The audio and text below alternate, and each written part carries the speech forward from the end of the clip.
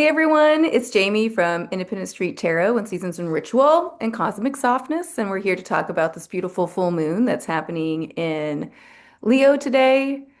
It is February 1st, so it's also Imbolc, um, which does take place on February 1st or February 2nd. Some people believe both days. And Imbolc is one of the seasons, one of the marks on the witch's wheel or the pagan's wheel, and it's the halfway point between the winter solstice and the spring equinox. And this is one of the fire festivals. So in the witch's wheel, you have the four seasons, and then between each season, you have a fire festival. So this is one of the fire festivals, and it is to honor Brigid. Um, and I'm going to read about her from the Encyclopedia of Spirits because you guys seem to have appreciate or liked learning about Juno last time. And we're going to go over why I think this full moon is so special, especially that it's in Leo, right? Leo is fixed fire. It is today on February 1st, which is also Imbolc, which is a fire festival. And it's for Brigid. Um, who is the ashless flame, right? And you're going to see there is a lot of overlap with her and Vesta, who will also come up later in this video. So let's learn about Brigid, also known as Bride. She is the fiery arrow, the bright one, lady of the shores, the ashless flame, moon-crowned queen of the undying flame. So and Juno, right? She was also she's ruled by the moon, so there's little overlap with them. Her origin is Ireland and Gaelic Scotland. Her feast is February 1st. Brigid is a great goddess of healing, music, poetry, prophecy, and smithcraft. She is the matron of artisans, artists, and livestock. Brigid presides over the production of ale. She protects women in childbirth and may be petitioned for fertility.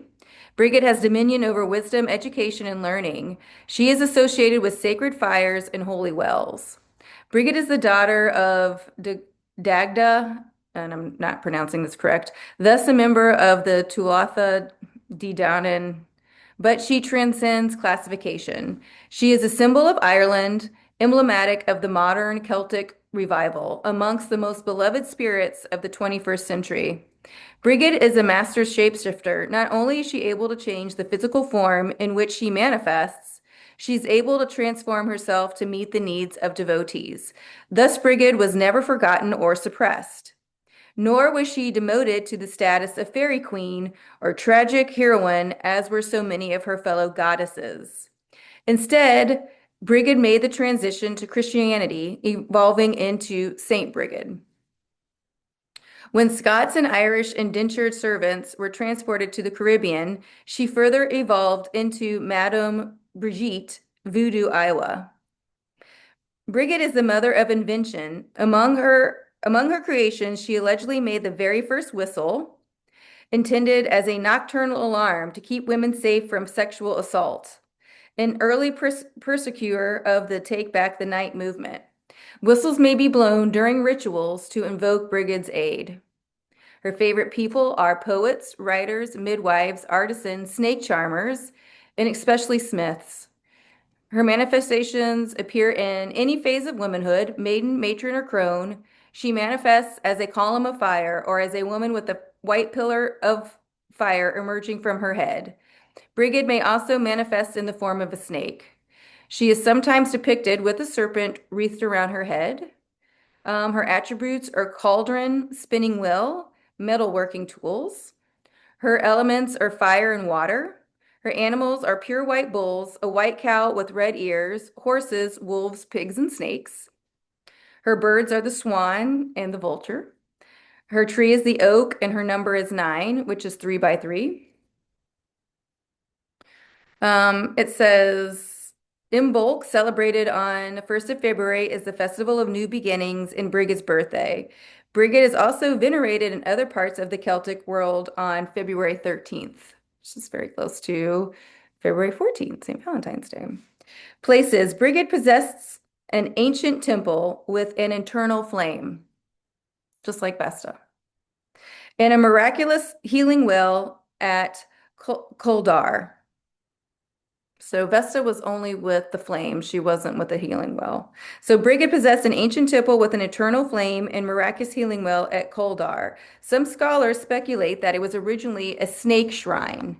It was later transformed into a convent where nuns maintained her perpetual flame. Nuns, just like the Vestal Virgins. A temple of fire, once located on the sacred island Inishmurray off the coast of Sligo. Among the rivers believed named in her honor are Brigid in Ireland, the Bryant in Wales, and the Brent in England. Many healing wells are dedicated to Brigid.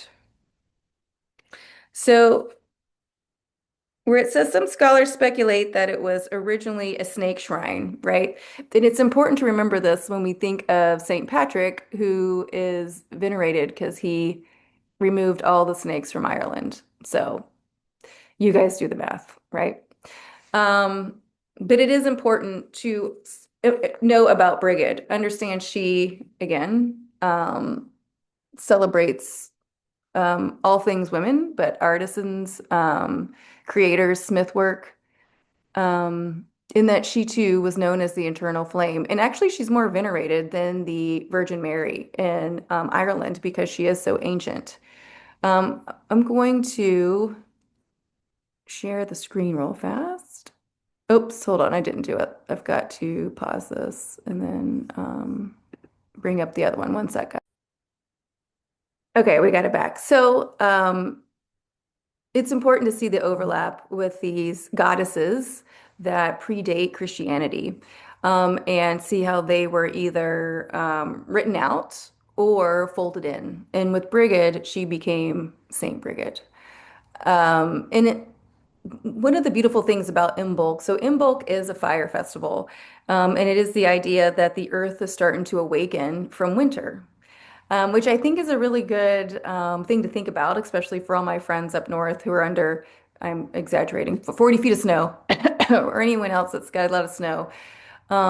This is the idea that the earth is starting to wake up and get ready for spring, right? And I also believe that, well, it's my belief that, you know, things, on one hand, things happen gradually, right? They have kind of a system, right? And so, and I think it doesn't come out that way, I think, in modern times. Like it's, winter or it's spring or it's summer, and I think it is important that we see that things move, like everything's always moving forward. Seasons are always changing.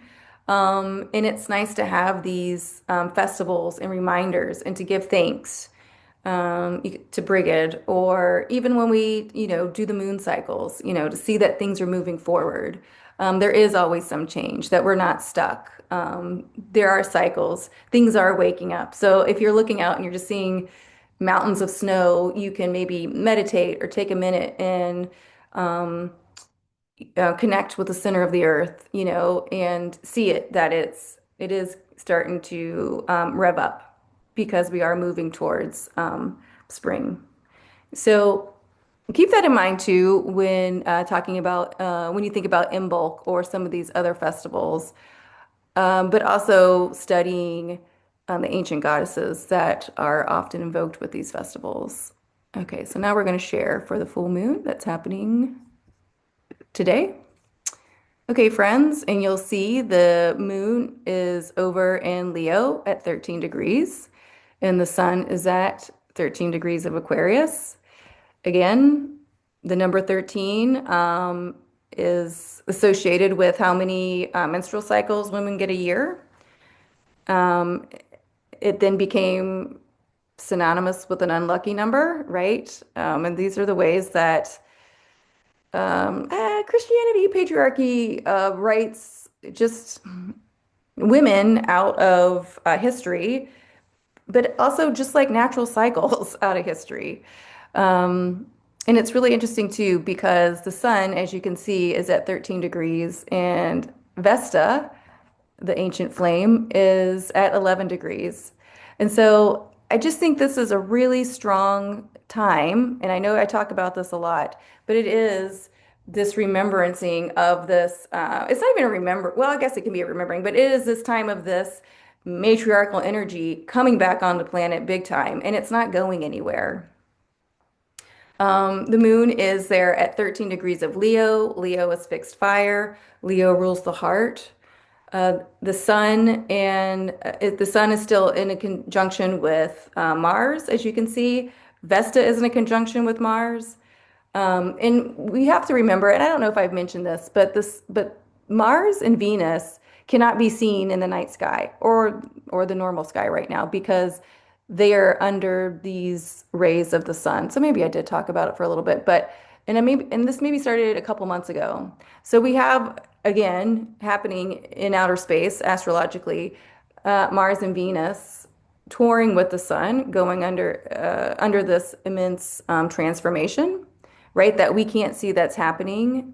So in our mind or from our perspective, they are in the void, right? They are in the darkness because we can't see them, and that is where creation happens.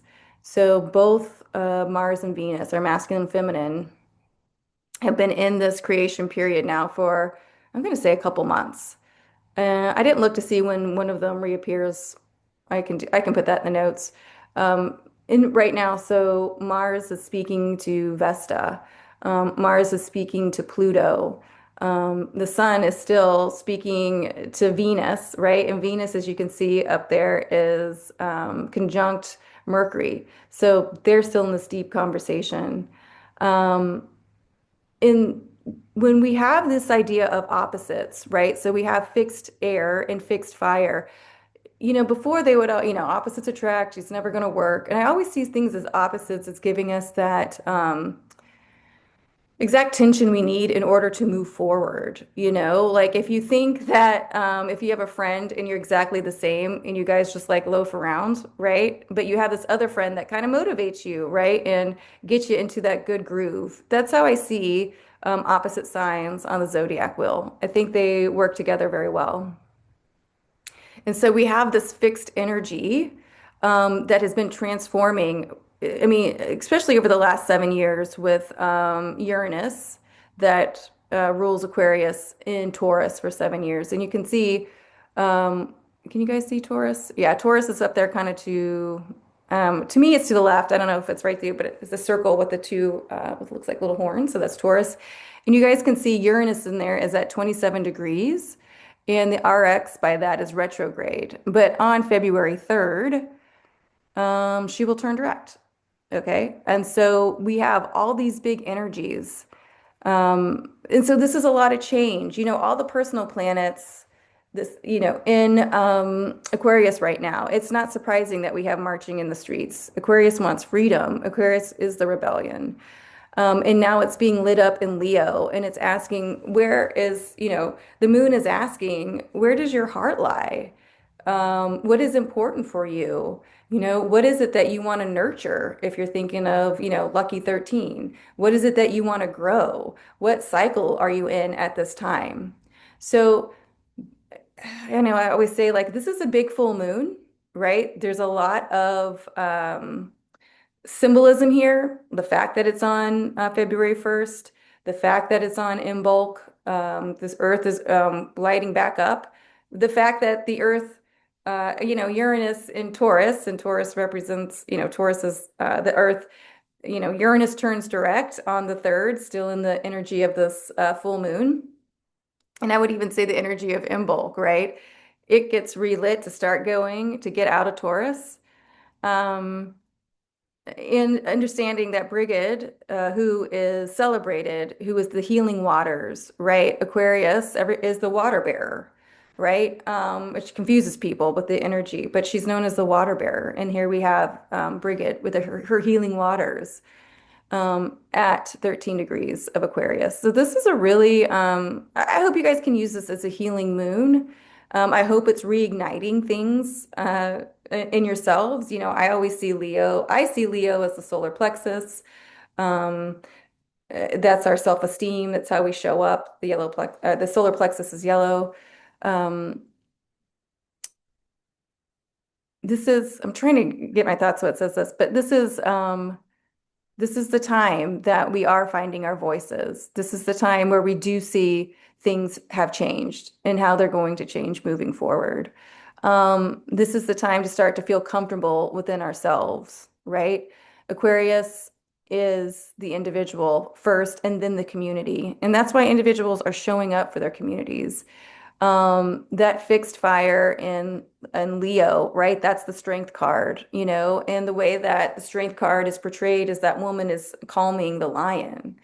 And so this is for us, right, to see how we're going to move forward. And I know I always talk about this is that recalibration, that realignment with our masculine and feminine. But it's all happening. You know, Mars and Venus are underneath that sun. We can't see them. They are in the darkness. They are getting recalibrated. You know, Vesta is right there with the sun and Mars for this beautiful, you know, fire festival of Imbolc and the remembrance of Brigid.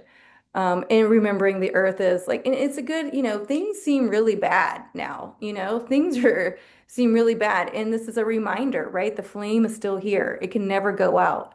It always shows up. I mean, we could think about Christianity and how it tried to tamp out all these stories, but yet they're still here. Brigid's still here. Vesta's still here.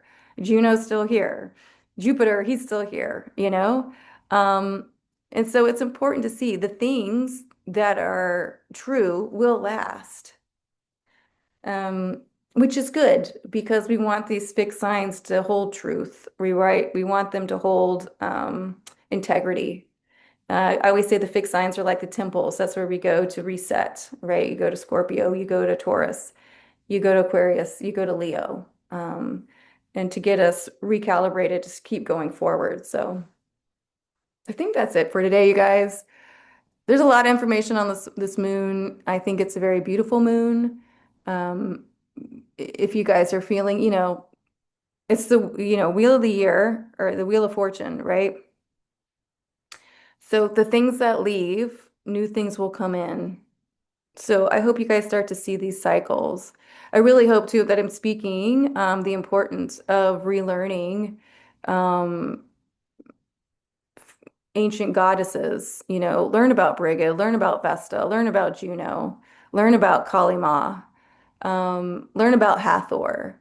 You know, again, it's not to dismiss masculine energy because all these energies were integrated with masculine energy. It is just, it's to learn how they should be venerated, right? And how energy can work with us and um, how we can see ourselves, right, as part of the bigger picture, which a lot of times, you know, that Aquarius energy, because we are in Aquarius season, when it's in its lowest self, can feel like the lone wolf, can feel like it's misunderstood, right? Can feel like no one relates to it.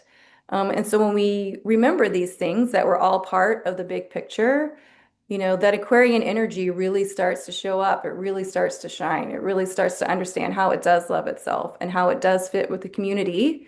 And because it is so forward thinking, how it can get this energy in to move things through. And the moon, you know, our sweet, sweet Luna, she's always there. She's our intuition. And when she's full, this is when we are our most psychic. So if you can take a moment and reconnect with the idea of what you think femininity is, you know, reconnect with the idea of what you think um, matronly energy is and see where maybe it needs to be changed. You know, it needs to go under a difference, right? It needs to be rewritten into this to the way that it actually is loving and helpful for everyone. Okay, just not a certain amount of people, right? We want everyone to show up equally. Well, I know I do. I'm an Aquarius, so that's what we do. Okay, friends, I am going to leave it here. If you guys have any questions, please reach out. Be sure to light all your candles if you'd like. Be safe, of course, lighting your candles. If you have,